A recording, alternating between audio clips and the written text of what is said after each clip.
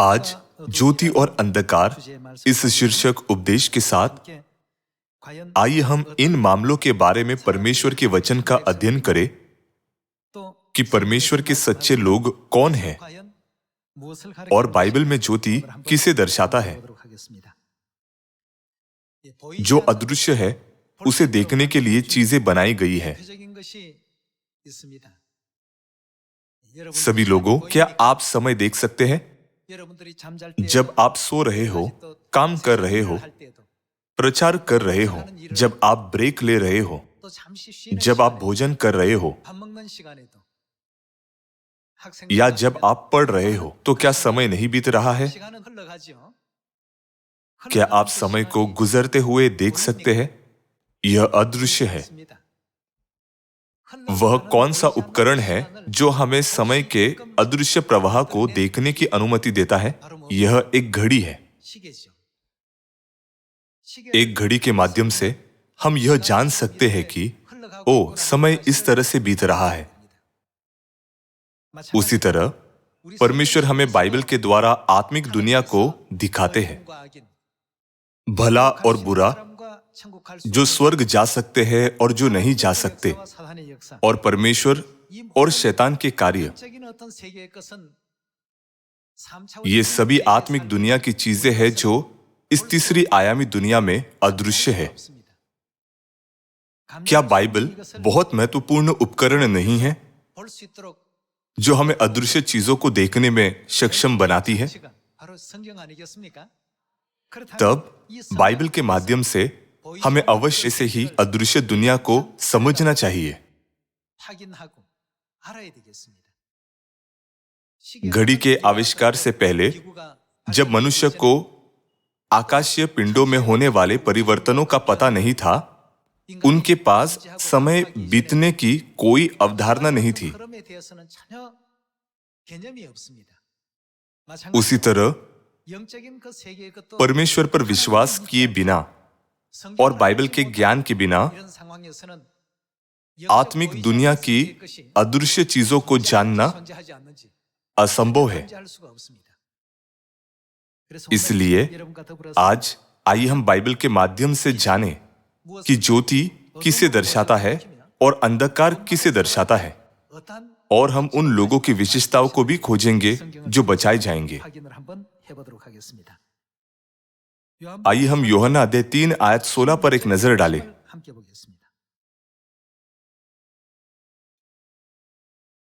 अध्याय 3 आयत 16। क्योंकि परमेश्वर ने जगत से ऐसा प्रेम रखा कि उसने अपना इकलौता पुत्र दे दिया, ताकि जो कोई उस पर विश्वास करे वह नष्ट न हो परंतु अनंत जीवन पाए।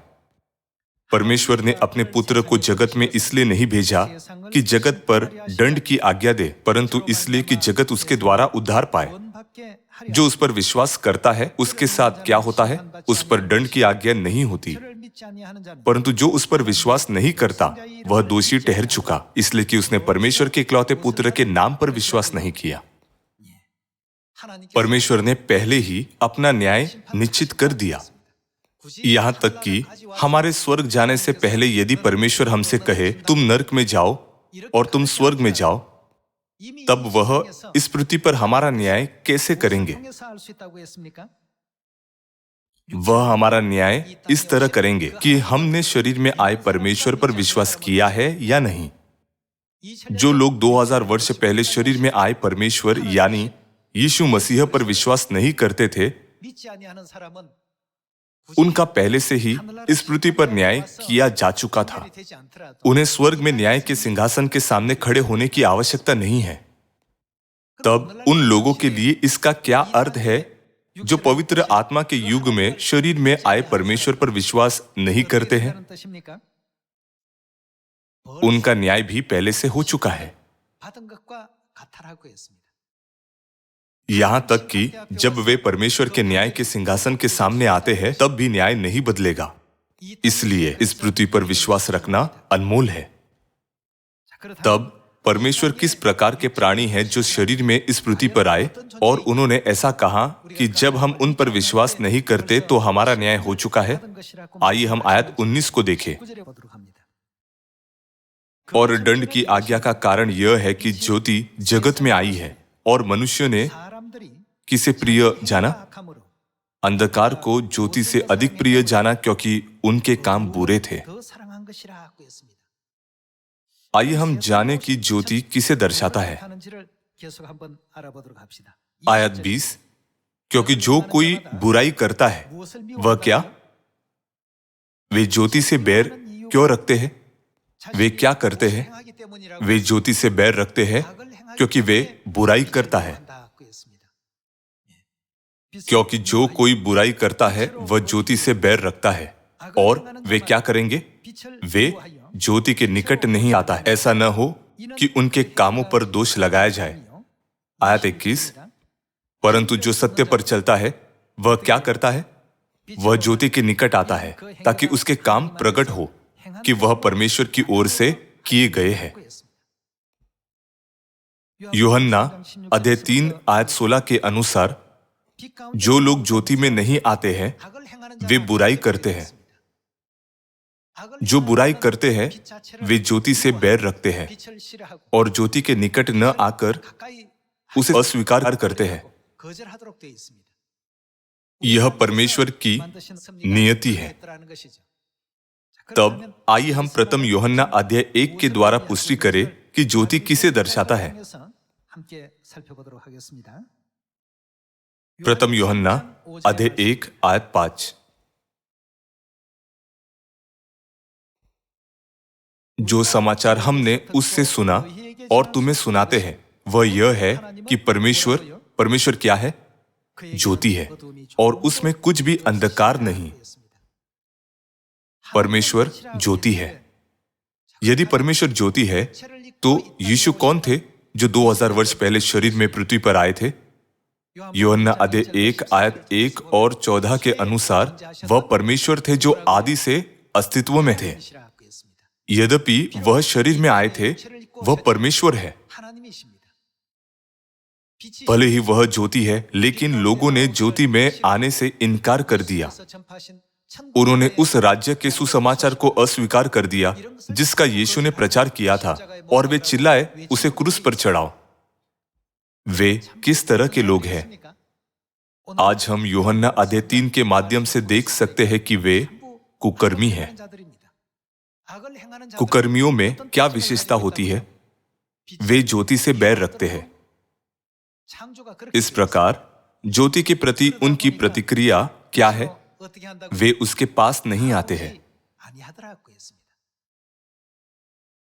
प्रथम यूहन्ना अध्याय 1 आयत 5 के अनुसार ज्योति परमेश्वर है। वे परमेश्वर के पास नहीं आते हैं। ऐसा क्यों है? उन्हें डर है कि उनके कार्य प्रकट किए जाएगा। इस प्रकार वे किससे प्रेम करते हैं? वे ज्योति यानी परमेश्वर से अधिक अंधकार से प्रेम करते हैं।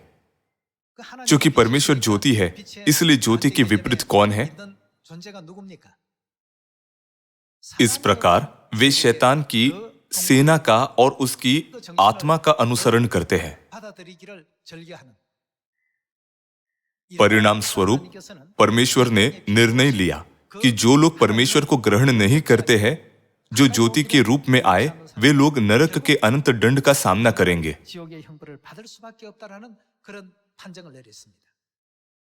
एक शोध रिपोर्ट के अनुसार रात में स्ट्रीट लाइट को 2 गुना उज्जवल बनाने से अपराध दर को 2 गुना तक कम किया जा सकता है। यह एक अजीब घटना है। कई अपराध अंधेरी जगहों में होते हैं। तो सभी लोगों, क्या हमें सत्य के संबंध में भी परमेश्वर के पास नहीं आना चाहिए जो ज्योति है? जो लोग बुराई करते हैं वे ज्योति से बैर रखते हैं। इस प्रकार वे कभी भी ज्योति में नहीं आते हैं। वे आत्मा और दुल्हन पर विश्वास नहीं कर सकते। आइए हम प्रकाशित वाक्य अध्याय 22 आयत 17 को एक साथ देखें। अध्याय 22 आयत 17 में लिखा है,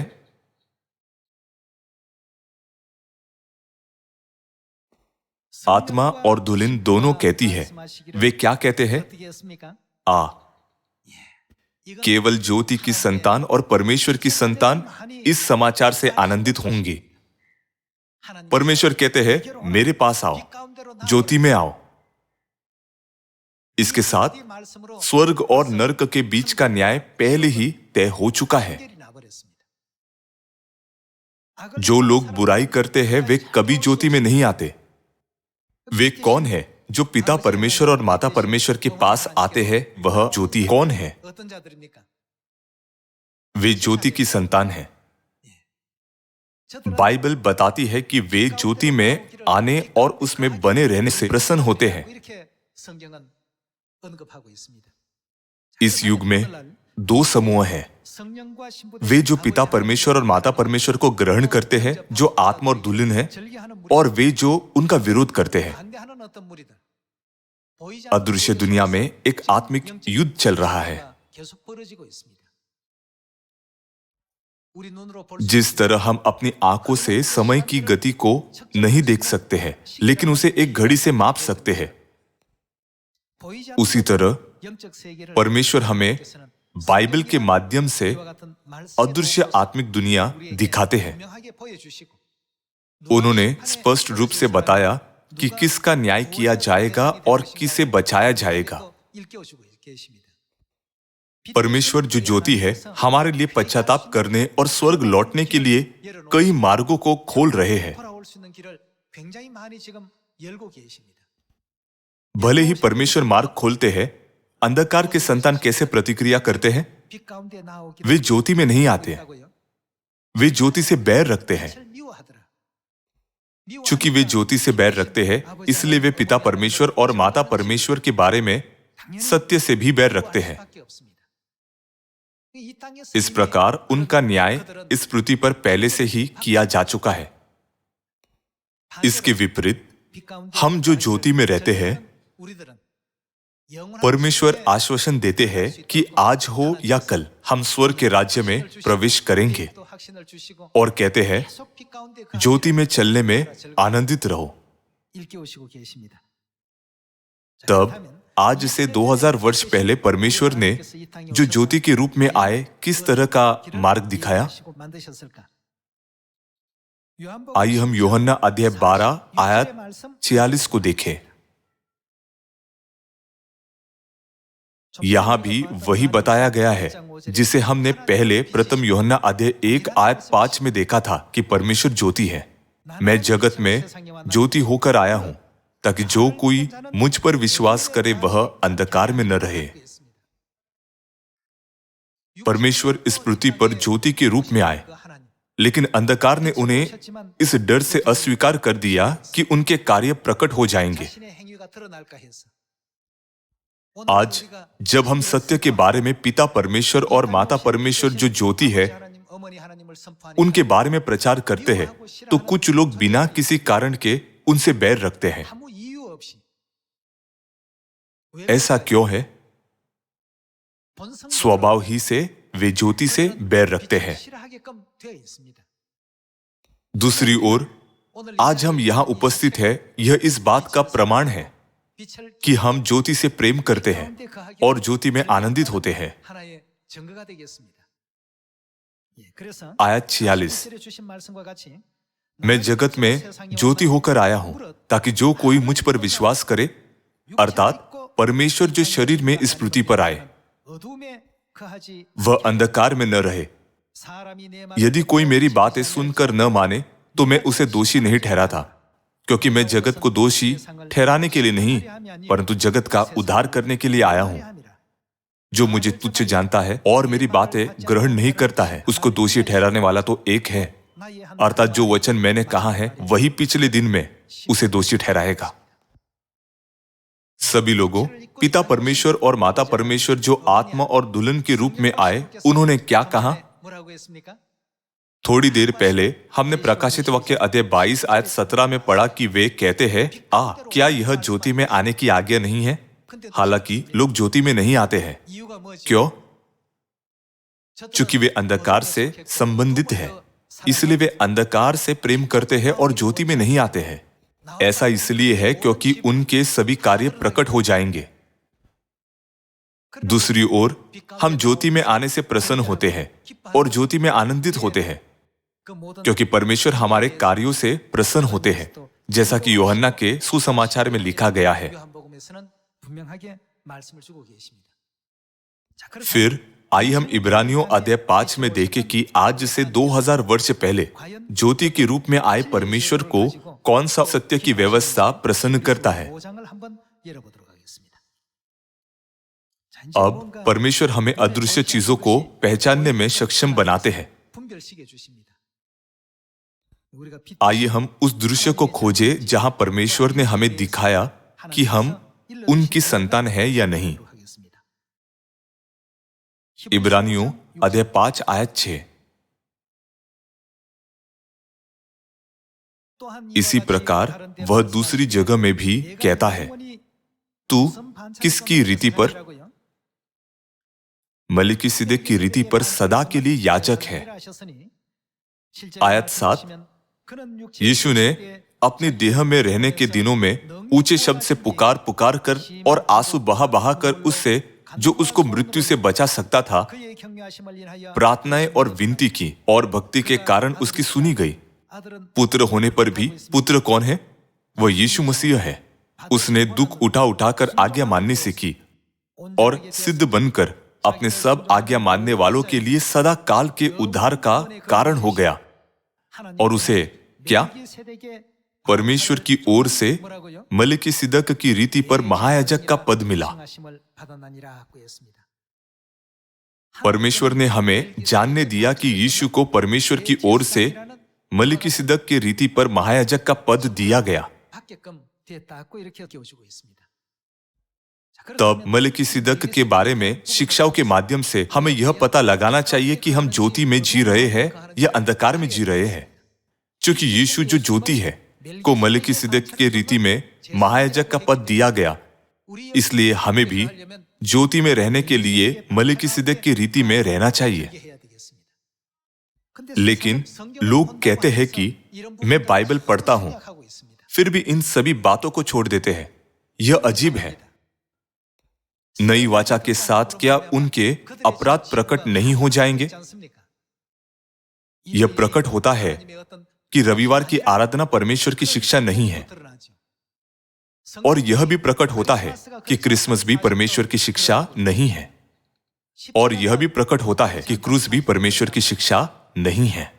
चूंकि बाइबल से यह प्रकट होता है कि उनके सभी आराधना समारोह वास्तव में बुतपरस्त देवताओं की विधियां है और वे परमेश्वर से संबंधित नहीं है, इसलिए वे परमेश्वर का वचन नहीं सुनना चाहते।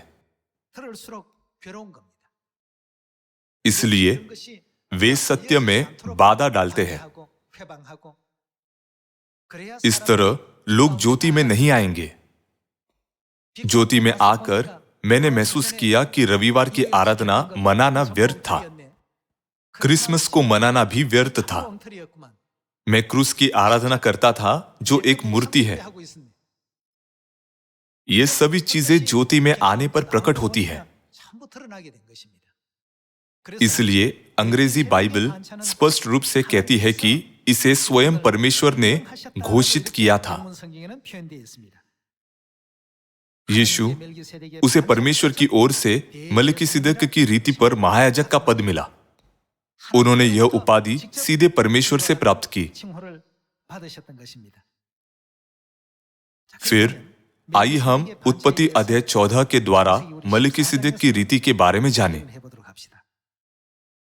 उत्पत्ति अध्याय 14 आयत 17।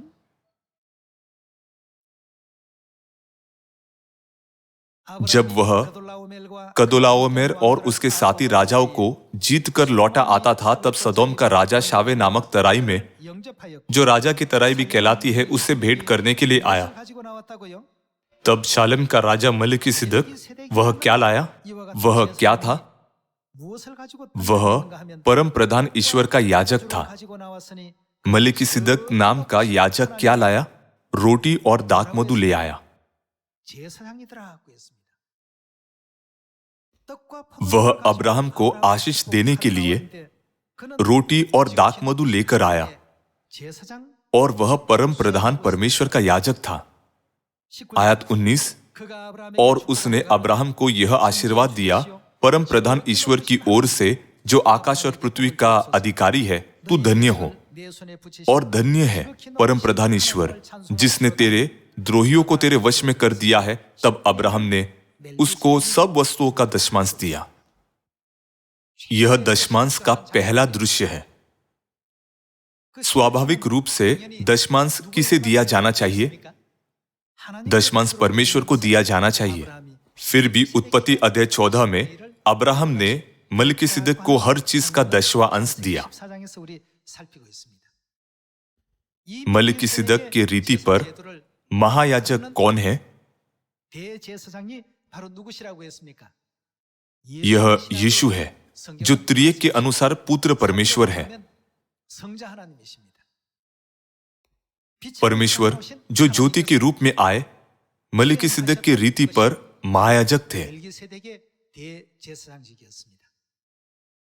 रविवार की आराधना और क्रिसमस की स्थापना सूर्य पूजकों और रोमन सम्राट ने कैथोलिक चर्च के साथ मिलकर किया। हालांकि यीशु ने उन्हें कभी नहीं रखा, लेकिन वह मलिकिसिदक की रीति पर महायाजक थे। किस तरह के बलिदान परमेश्वर को प्रसन्न करेंगे? क्या यह हाबिल का बलिदान था या केन का? क्या यह मलिकिसिदक का बलिदान है या सूर्य देवता का? बेशक वह मलिकिसिदक के बलिदान से प्रसन्न होते हैं। इस कारण से क्या परमेश्वर इस पृथ्वी पर यह सिखाने के लिए नहीं आए थे? मलिकिसिदक ने रोटी और दाखमधु ले आकर अब्राहम को आशीर्वाद दिया। यह एक ऐसा समय था जब अन्य याजक परमेश्वर की आराधना के लिए पशु का लहू बहाते थे।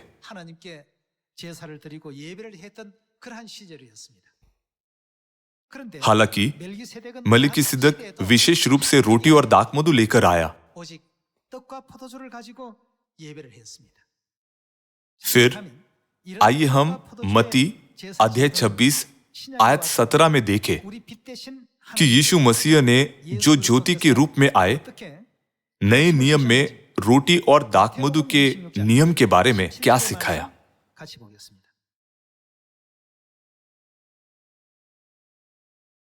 अख़मीरी रोटी के पर्व के पहले दिन चेले यीशु के पास आकर पूछने लगे, तू कहाँ चाहता है कि हम तेरे लिए फसह खाने की तैयारी करें? उसने कहा, नगर में अमुक व्यक्ति के पास जाकर उससे कहो, गुरु कहता है कि मेरा समय निकट है, मैं अपने चेलों के साथ तेरे यहां पर्व मनाऊंगा। अतः चेलों ने यीशु की आज्ञा मानी और फसह तैयार किया। आइए हम आज 26 देखें। क्या यह वही फसह की रात नहीं है? जब वे खा रहे थे तो यीशु ने रोटी ली और आशीष मांगकर तोड़ी और चेलों को देकर कहा, लो खाओ, यह मेरी देह है। फिर उसने कटोरा लेकर धन्यवाद किया। कटोरे में क्या है? यह दाखमधु है। लेकिन यह दाखमधु उस दाखमधु से अलग है जिसे लोग आमतौर पर पीते हैं। यह किस प्रकार का दाखमधु है? यह फसह का दाखमधु है। फिर उसने कटोरा लेकर धन्यवाद किया और उन्हें देखकर कहा, उन्होंने क्या कहा? तुम सब इसमें से पियो, क्योंकि यह वाचा का मेरा वह लहू है जो बहुतों के लिए पापों की क्षमा के निमित्त बहाया जाता है। जैसे मलिकिसिदक ने रोटी और दाखमधु के द्वारा अब्राहम को आशीष दी, वैसे ही यीशु मसीह जो मलिकिसिदक की रीति पर आए थे, रोटी और दाखमधु के द्वारा कौन सी वाचा को स्थापित किया?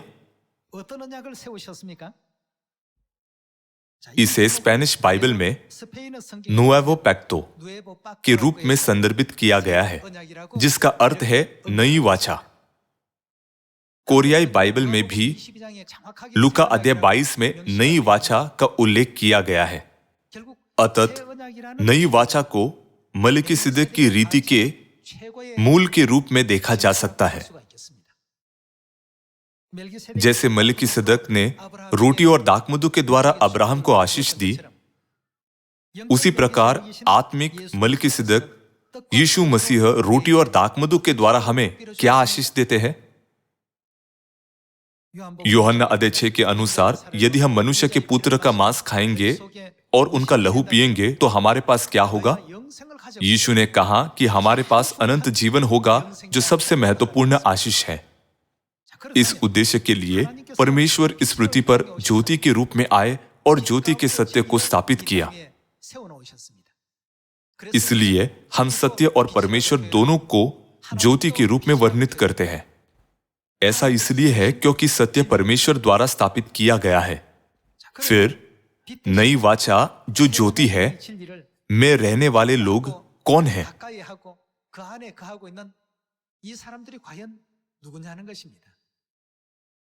यूहन्ना 3 में यह कहा गया है कि जो लोग अंधकार के हैं, अर्थात जो बुराई करते हैं, वे ज्योति से बैर रखते हैं और ज्योति में नहीं आते। परमेश्वर स्पष्ट रूप से इन विशेषताओं के द्वारा उन्हें अलग करते हैं।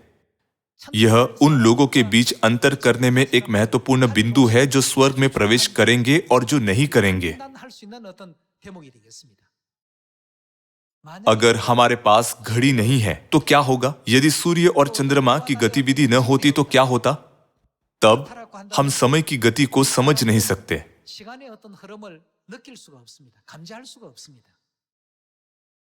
उसी तरह यदि बाइबल न होती तो हम अपनी आत्मिक स्थिति का पता नहीं लगा सकते। समय बीत गया, लेकिन इसे साबित करने के लिए कोई उपकरण नहीं था। एक बार घड़ी का आविष्कार हो जाने के बाद लोगों ने कहा, ओ, क्या पहले ही 1 महीना हो गया है? क्या अगस्त पहले ही बीत चुका है? यदि ऐसी व्यवस्था मौजूद नहीं होती तो हम अपनी उम्र भी नहीं जानते। मसीह ज्योति के रूप में इस पृथ्वी पर आए और मलिकिसिदक की रीति पर महायाजक के रूप में नई वाचा फसह की स्थापना की। ऐसा करने के द्वारा उन्होंने उन लोगों के साथ क्या किया जो ज्योति में रहते हैं और जो अंधकार से संबंधित है? परमेश्वर ने उनके बीच में अंतर किया। फिर आइए हम नई वाचा के बारे में लूका की पुस्तक में देखें। आइए हम लूका अध्याय 22 आयत 7 पर एक नजर डालें। आइए आयत 7 देखें। तब अख़मीरी रोटी के पर्व का दिन आया, जिसमें फसह का मेमना बलि करना आवश्यक था। यीशु ने पतरस और यूहन्ना को यह कहकर भेजा, जाकर हमारे खाने के लिए फसह तैयार करो। आइए आयत 19 देखें। फिर उसने रोटी ली और धन्यवाद करके तोड़ी और उनको यह कहते हुए दी, यह मेरी देह है जो तुम्हारे लिए दी जाती है, मेरे स्मरण के लिए यही किया करो। इसी रीति से उसने भोजन के बाद कटोरा भी यह कहते हुए दिया, यह कटोरा मेरे उस लहू में जो तुम्हारे लिए बहाया जाता है नई वाचा है। नई वाचा के फसह की रोटी और दाखमधु के द्वारा परमेश्वर ने मलिकिसिदक की रीति को स्थापित किया। अब्राहम के समय में जबकि अन्य याजकों ने पशु के लहू से बलिदान चढ़ाए, मलिकिसिदक ने अब्राहम को रोटी और दाखमधु से आशीष दिया। इब्रानियों अध्याय 5 में यह लिखा गया है कि यीशु मसीह को मलिकिसिदक की रीति पर परमेश्वर की ओर से महायाजक का पद दिया गया। यदि यीशु मसीह जो ज्योति है मलिकिसिदक की रीति का पालन करते हैं तो हमें भी इसका पालन करना चाहिए। जबकि परमेश्वर ने कहा कि उन्होंने इसे हमारे लिए स्थापित किया है, तो क्या हम पापियों को नई वाचा का पालन नहीं करना चाहिए? यह करना सही है। आइए हम उस आशीष को खोजें जिसका परमेश्वर ने लोगों से वादा किया है। आइए हम यिर्मयाह अध्याय 31 आयत 31 देखें। अध्याय 31 आयत 31। फिर यहोवा की यह भी वाणी है, सुन, ऐसे दिन आने वाले हैं जब मैं क्या इज़राइल और यहूदा के घरानों से नई वाचा बांधूंगा। आइए हम आयत 33 में नई वाचा के बारे में और जानें। परंतु जो वाचा मैं उन दिनों के बाद इजराइल के घराने से बांधूंगा वह यह है, मैं अपनी व्यवस्था उनके मन में समाऊंगा और उसे उनके हृदय पर लिखूंगा, और मैं उनका कौन परमेश्वर ठहरूंगा और वे मेरी प्रजा ठहरेंगे। यहोवा की यह वाणी है। चूंकि परमेश्वर ज्योति है, इसलिए उनका मतलब था कि मैं उनकी ज्योति बनूंगा और वे मेरी प्रजा होंगी जो ज्योति में निवास करती है। इस प्रकार परमेश्वर मलिकिसिदक की रीति में नई वाचा में उन्हें स्वीकार करते हैं। जैसे परमेश्वर ने यीशु को मलिकिसिदक की रीति पर महायाजक कहा, वैसे ही वह नई वाचा के लोगों को मेरी प्रजा कहते हैं। यह उपाधि हर किसी को नहीं दी गई है। हमें ज्योति में बने रहना चाहिए। क्या हमें स्वर्गीय पिता और स्वर्गीय माता में बने नहीं रहना चाहिए? आयत 34। तब उन्हें फिर एक दूसरे से यह न कहना पड़ेगा कि यहोवा को जानो, क्योंकि यहोवा की यह वाणी है, छोटे से लेकर बड़े तक सब के सब मेरा ज्ञान रखेंगे, क्योंकि मैं उनका वह क्या करेंगे?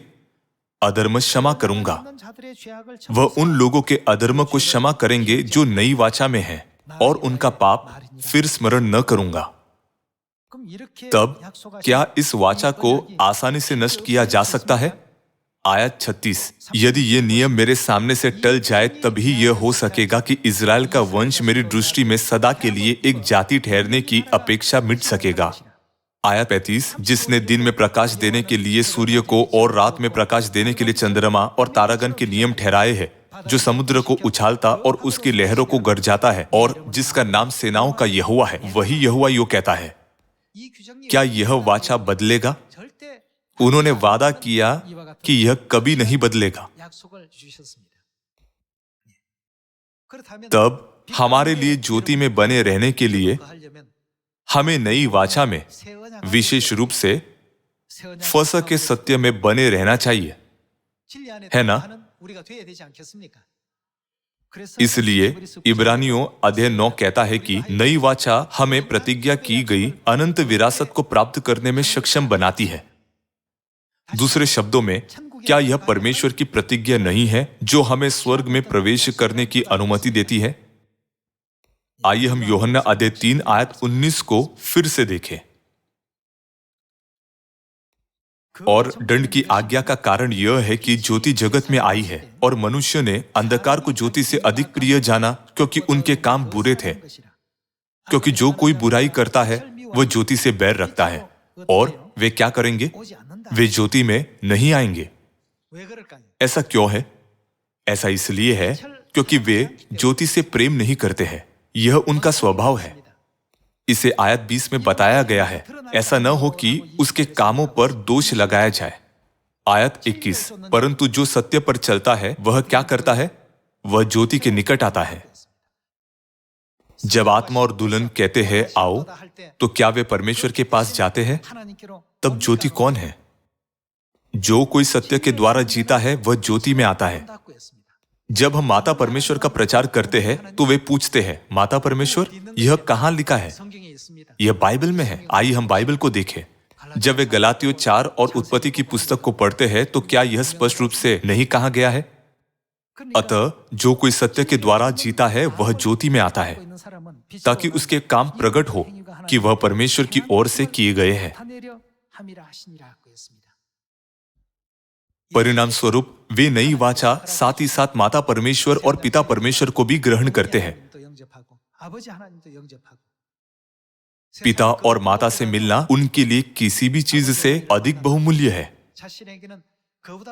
इससे बड़ा कोई आनंद नहीं है। यह देखकर हमें ज्योति की संतानों को सुसमाचार का प्रचार करना चाहिए। ज्योति की संतानों के लिए माता परमेश्वर का सिर्फ उल्लेख उनके हृदयों पर बड़ा प्रभाव डालता है। परमेश्वर ने हमें ज्योति में बने रहने की अनुमति दी, और यह पुष्टि करने के लिए कि उन्होंने नई वाचा यानी मलिकिसिदक की रीति को स्थापित किया। इसके अलावा उन्होंने नई वाचा के माध्यम से यह प्रकट किया कि क्या हम ज्योति की संतान हैं या अंधकार की संतान हैं। भाइयों और बहनों, मैं आशा करता हूं कि हम पिता और माता से और भी अधिक प्रेम और आशीष प्राप्त करते हुए हमेशा के लिए ज्योति में बने रहेंगे। यह आशा करते हुए कि आपने इन वचनों के द्वारा अनुग्रह पाया होगा, मैं आज का उपदेश को समाप्त करता हूं। धन्यवाद।